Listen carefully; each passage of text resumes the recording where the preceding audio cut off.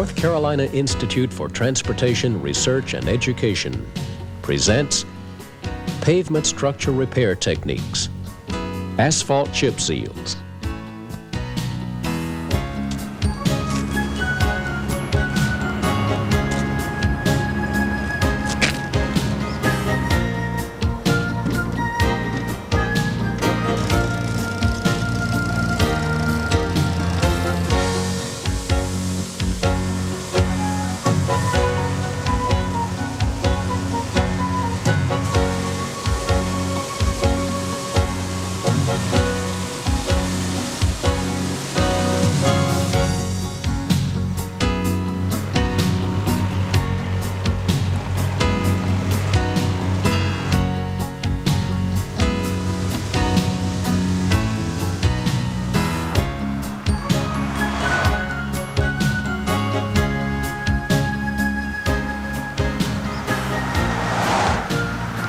A 7-step procedure will be presented for performing asphalt chip seal operations. By following this procedure, an effective asphalt chip seal can be installed. The asphalt chip seal procedure consists of 1. Examine existing pavement. 2. Repair pavement. 3. Clean surface. 4. Apply asphalt. 5. Spread aggregate. 6. Roll aggregate. 7. Remove excess aggregate. Do not begin repair procedures until proper traffic control measures are in place. Proper traffic control provides a safe work site for the work crew and provides safe passage for the traveling public. Consult the MUTCD and other appropriate work zone traffic control standards and guidelines to determine the traffic control requirements for the particular maintenance activity. For more information, refer to the videotape Basic Traffic Control for Pavement Structure Repair Techniques. The purpose of an asphalt chip seal is to provide a waterproof layer and a skid-resistant surface. A chip seal can be applied to an aggregate base, a previous surface treatment, or a plant mix surface. Asphalt chip seals can be single or multiple layers. A single layer asphalt chip seal consists of a sprayed application of asphalt covered with a layer of aggregate of a uniform size. A multiple surface treatment consists of repeating the process, with the aggregate size becoming smaller with each application. Seals are an effective maintenance activity when used to repair the proper conditions, but are subject to rapid failure if used to repair the wrong conditions. Asphalt chip seals are not designed to bridge weak spots or to mask underlying pavement deficiencies. The following pieces of equipment are needed for application of asphalt chip seals. 1. Asphalt distributor. 2. Aggregate spreader. 3.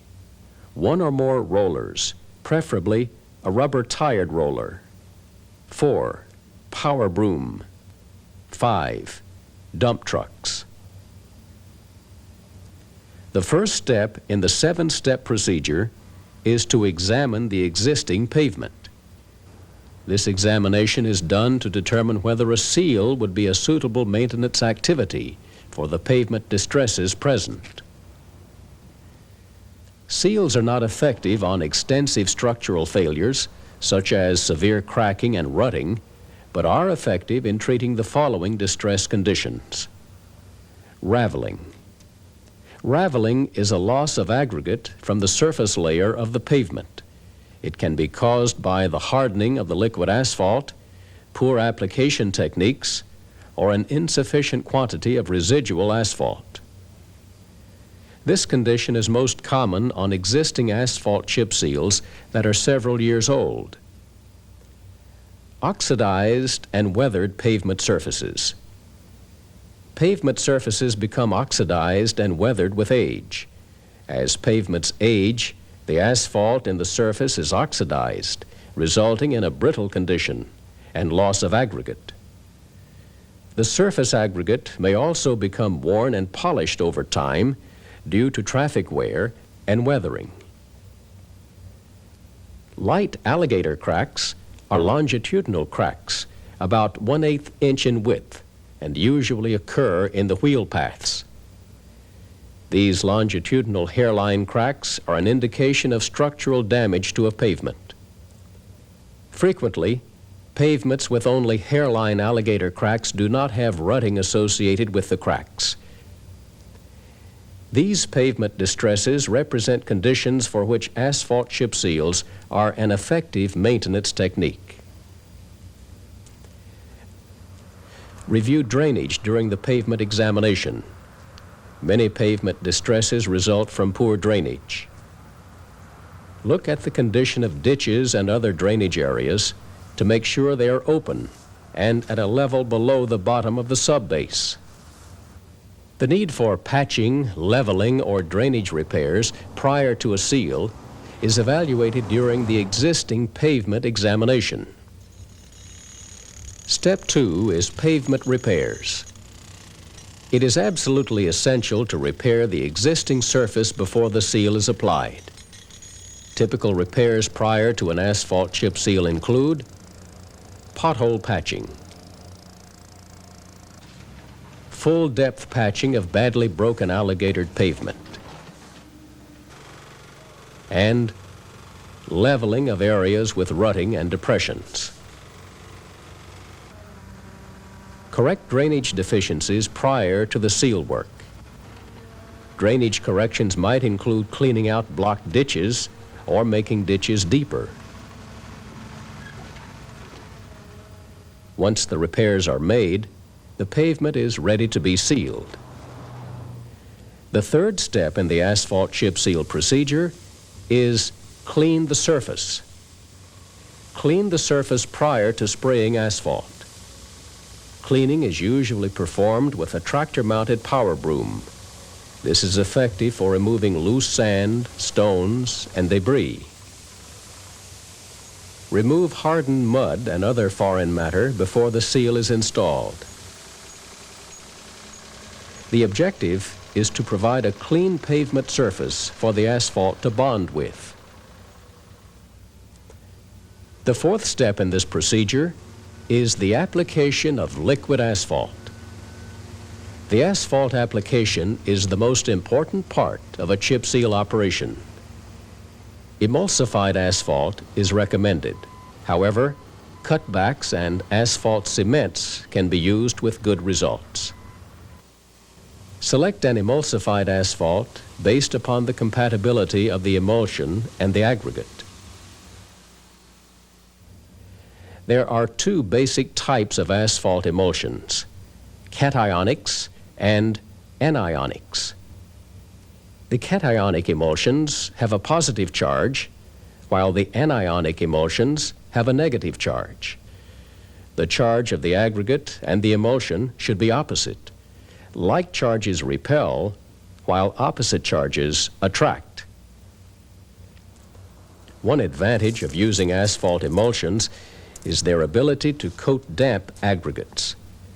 The emulsion contains approximately 1/3 water, which will be lost by evaporation. Apply the liquid asphalt using an asphalt distributor. The distributor consists of a truck-mounted or trailer-mounted insulated tank with appropriate controls for setting the rate of asphalt application. The tank contains a heating system to maintain the asphalt at the required application temperature. At the back of the tank is a system of spray bars and nozzles through which the asphalt is forced under pressure onto the pavement surface. The distributor tank should be equipped with a circulating system to prevent asphalt from solidifying in the spray bars. The width of application is varied by cutting off portions of the spray bar. Follow the manufacturer's instructions for specific distributors for adjusting spray bar height and nozzle settings so that the desired application rate and coverage is achieved. The distributor uniformly applies asphalt to a surface at a specified rate, regardless of changes in grade or direction of movement. A hand spray attachment is convenient for applying asphalt in areas that are hard to reach with the spray bar. Asphalt application rates are determined by several factors, including the size and type of aggregate, and the type and grade of asphalt, and the condition of the pavement. Be certain to check the asphalt application rate. Too much asphalt causes bleeding. Too little causes a loss of aggregate chips. To check the asphalt application rate, place a 1 square yard pan in the path of the distributor. Then measure the amount of asphalt collected. Proper weather conditions are extremely important for an effective chip seal.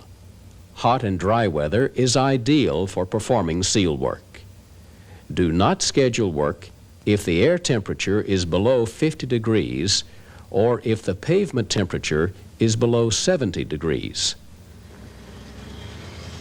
Once the distributor has been adjusted to provide the proper asphalt temperature and the selected asphalt application rate, the liquid asphalt is ready to be sprayed. Position the asphalt distributor at the starting point to apply the emulsified asphalt. In order to provide a straight edge at the beginning and end of the shot, place building paper across the lane just ahead of the beginning point and just past the end point. Then the distributor, traveling at the correct speed for the desired application rate, starts spraying on the building paper so that when it reaches the exposed surface, the application rate is uniform. The most common problem associated with improper asphalt distribution is streaking. Streaking is caused by one or a combination of the following conditions: clogged distributor nozzles, improper pump pressure, interference from adjacent nozzles, or improper spray bar height. Monitor each of these conditions during the spraying operation and make adjustments as needed. The fifth step in the asphalt chip seal procedure is the spreading of aggregate. Spread the aggregate immediately after the distributor sprays the asphalt. The aggregate should be placed before the emulsion breaks. Emulsion is chocolate brown when put down, but turns black when the emulsion breaks. The water is released into the air, leaving only the asphalt. The size and type of aggregate used depends on several factors, including the number of layers being installed and the type of emulsion being used. Aggregate used for chip seals should be cubical in shape and as near to a one-size material as is economically feasible. Do not use a graded aggregate, as the smaller sizes may become immersed in the asphalt film. It is important that the aggregate be clean. If the aggregate contains a film of dust, clay, or silt, this may prevent a good bond from forming with the asphalt. It is also important that all the aggregate needed for a particular project be on hand or readily available before starting the operation.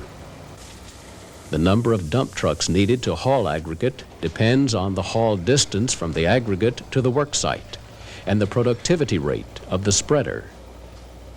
There are 3 basic types of aggregate spreaders. Tailgate spreaders attached to the tailgate of the truck. Truck-mounted spreaders, which are attached to the tailgate of the truck, and the truck propels the spreader by backing. Mechanical self-propelled spreaders, which actually pull the truck.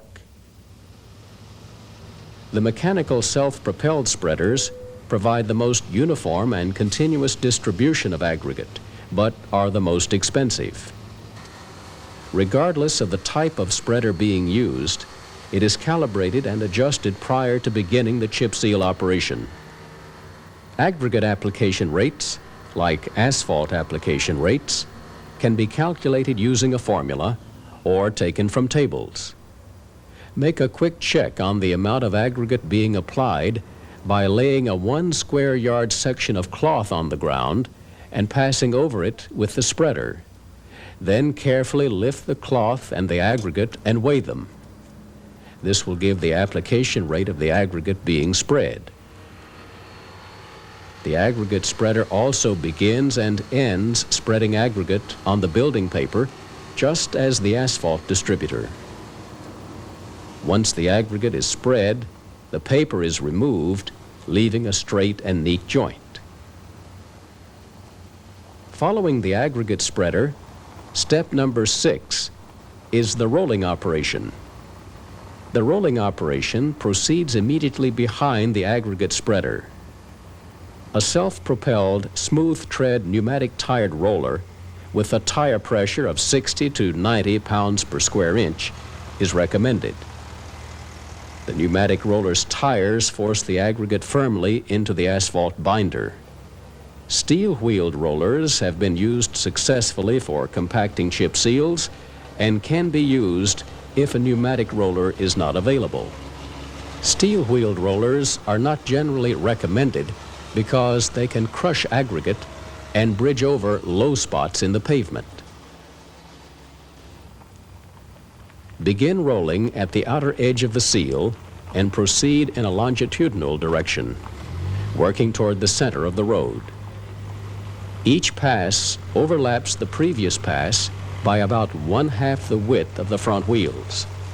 Rolling continues until the surface is smooth and compacted.